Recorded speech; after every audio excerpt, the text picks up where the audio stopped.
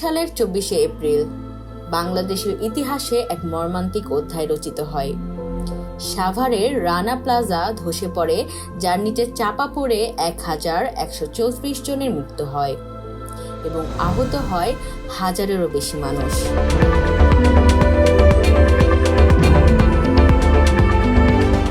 শ্রমিকরা সেদিনও তাদের জীবন বাজি রেখে পোশাক কারখানায় কাজ করছিলেন। বেশ কয়েকদিন আগে থেকেই ভবনে ফাটল দেখা দিয়েছিল, কিন্তু কারখানার মালিকরা তা উপেক্ষা করে শ্রমিকদের কাজ চালিয়ে যেতে বাধ্য করেছিল।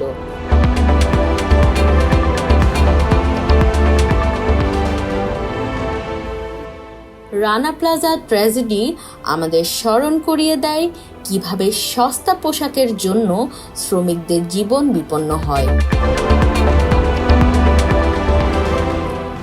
আজও এই ঘটনার ক্ষত আমাদের সমাজে দগদগে হয়ে রয়েছে।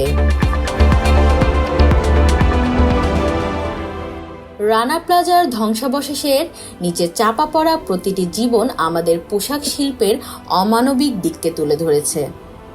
আমরা কি এখনো তাদের সে আর্তনাদ শুনতে পাচ্ছি? আমাদের কেবল স্মরণে নয়, কর্মে প্রমাণ করতে হবে এমন ট্র্যাজেডি আর কখনো যেন না ঘটে।